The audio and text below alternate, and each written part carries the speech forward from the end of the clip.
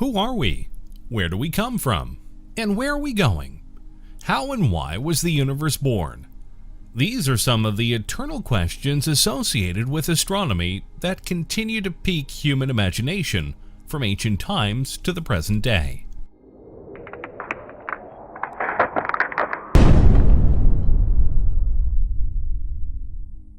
Astronomy is the science that has as its main purpose the determination of the positions, dimensions, and movements of the celestial bodies. So in this video, we are going to talk about something magnificent that will help us understand the humanity's perception over the years about astronomy. Let's analyze and get deep into the history of astronomy. Astronomy is the oldest of the natural sciences and powerfully associated with religious, cosmological, and astrological beliefs. The first astronomers were the ones who could distinguish the planets and the stars due to the fact that they were the first ones that made observations and predictions. Before we continue with our exploration to the history of astronomy, be sure to like or dislike the video so that we can continue to improve and make these videos better for you, the viewer. Plus, be sure to subscribe to the channel so that you don't miss any of our weekly videos. From the beginning, humanity turned its eyes to the sky full of awe and questions. The sunrise and sunset of the sun, the phases of the moon, the alternation of seasons, the movement of other planets in the sky, the appearance of comets, and the shocking phenomenon of eclipses were the first evidence that there is something above that needs to be discovered. That is how astronomy started to develop. These incidents raised our curiosity and made us wonder, what are they? Where do they come from? We do know today, but imagine in those days. They were like gods.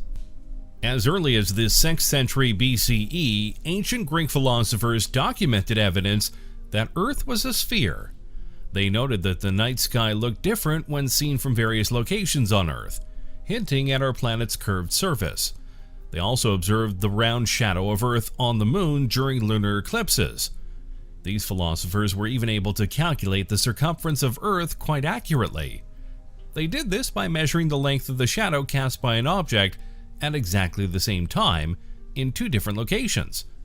Taking into account the distance between those two locations and the difference in the length of the shadows, they calculated that Earth's circumference was about 46,250 kilometers.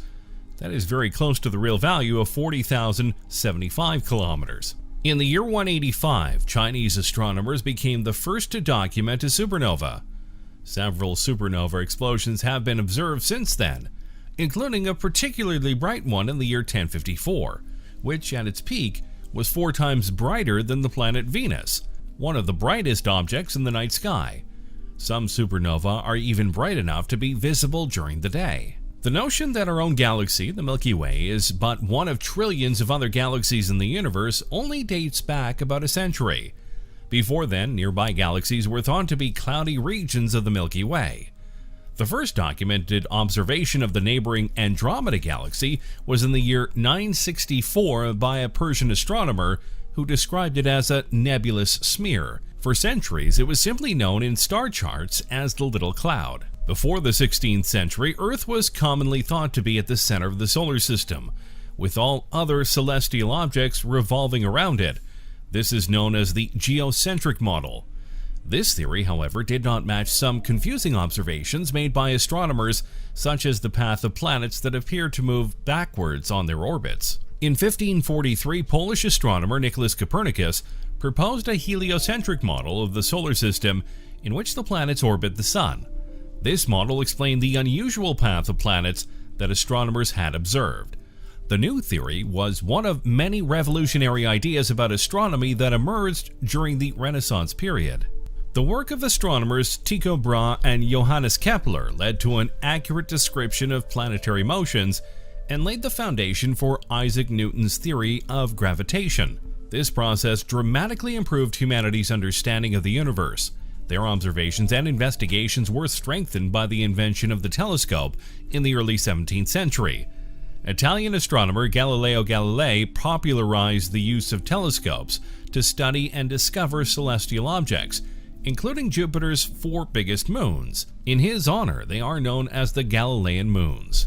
Throughout the years, we have found ancient monuments of astronomical interest that are about 5,000 years old. For instance, the pyramids of Egypt and the megalithic Stonehenge monument in England have an astronomical orientation so that they are connected to various astronomical phenomenon. The orientation of the pyramids shows, for example, that the Egyptians knew some basic addresses in space used by astronomers. It's also known that they've been using a calendar since 4000 BC.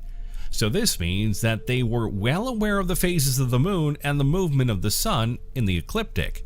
A significant factor to our knowledge of the universe plays the Greek astronomy. The breakthrough that gave Greek astronomy its own particular character was the application of geometry to cosmic problems.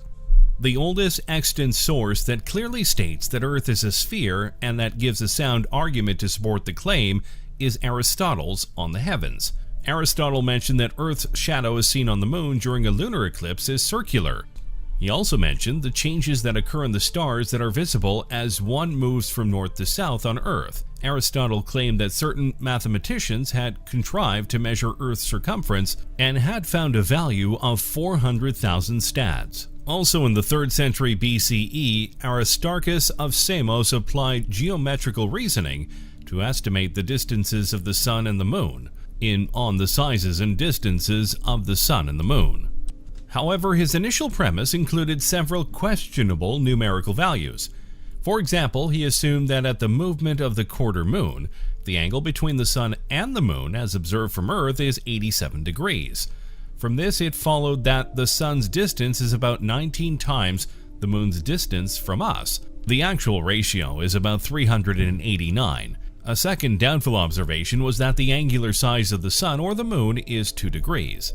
Another of Hipparchus's contributions was the discovery of precession, the slow eastward motion of the stars around the zodiac caused by wobbling, over a period of 25,772 years, in the orientation of Earth's axis of rotation.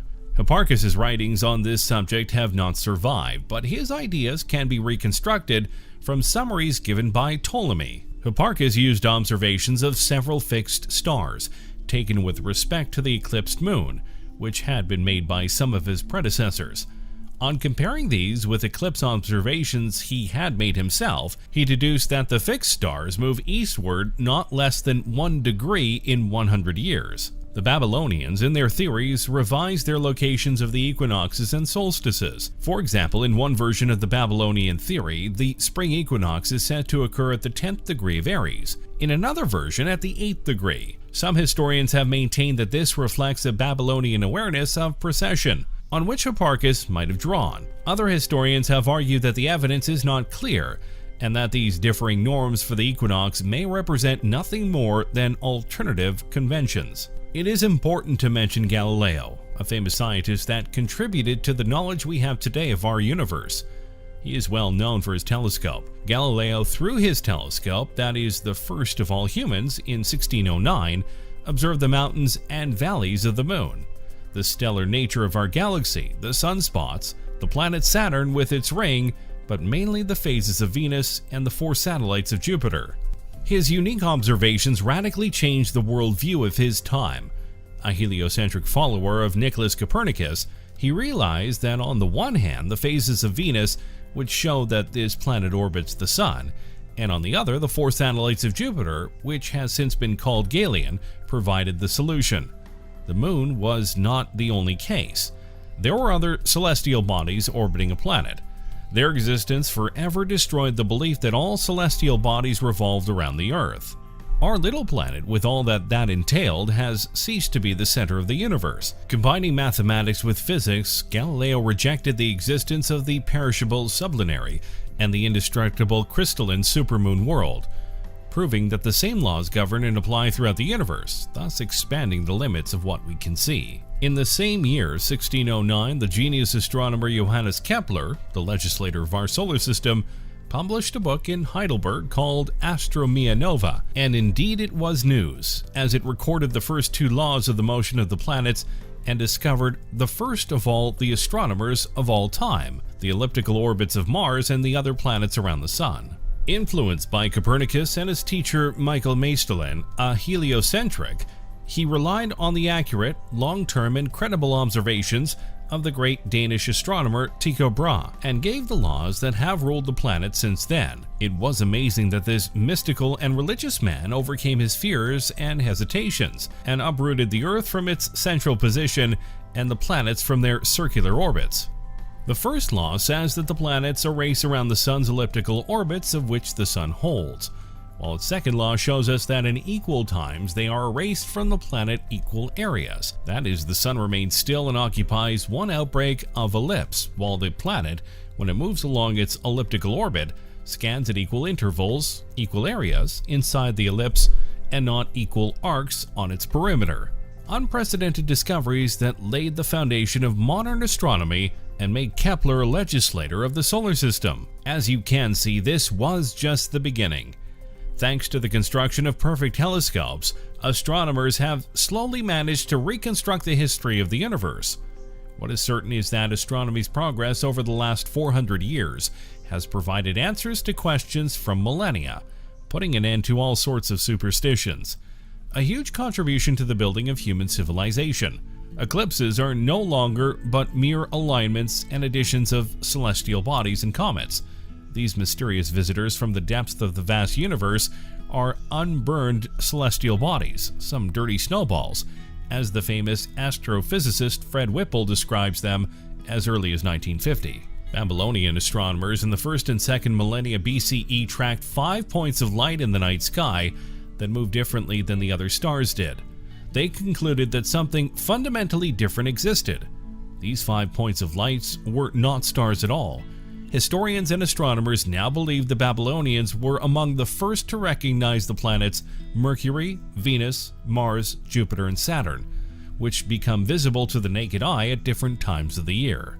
Today, astronomers collect data about celestial objects by using huge telescopes on the ground as well as in space. For example, in 1923, Edwin Hubble fundamentally changed the scientific view of the universe when he used the 2.5-meter diameter Hooker telescope to prove that the Andromeda Nebula exists beyond our Milky Way galaxy. Hubble's discovery of the universe's ongoing expansion also paved the way for other astronomers to theorize its origin. The Big Bang Theory, first proposed by Georges Lemaitre, was later bolstered by strong evidence. The discovery of the cosmic microwave background, CMB, faint noise left over from the massive explosion that gave rise to everything in the universe. The CMB was accidentally discovered by radio astronomers just 5 years before the 1969 Apollo 11 moon landing. These modern telescopes, equipped with massive mirrors, allow astronomers to capture the light of very faint and faraway objects. Specialized techniques and sensitive scientific instruments have been developed to study not only visible light, but also the entire electromagnetic spectrum of light, including infrared light, radio waves, and X-rays. Large complex telescopes and advanced techniques have even enabled astronomers to directly observe phenomena including black holes, distant exoplanets, and gravitational waves. Improvements in satellite launch and design allowed astronomers to collect even more data about planets within our solar system in the second half of the 20th century. Several robotic space probe campaigns, including Mariner, Venera, and Voyager, ventured farther than ever before. Thanks for watching, everyone. I would really like to know your opinion regarding the history of astronomy. Do you think that from the very first start of our presence on Earth, we want to explore the universe? Do you believe that if it wasn't for these observers, we wouldn't be able to have the knowledge that we have today? Let me know in the comments below. Be sure to subscribe, and I'll see you next time on the channel.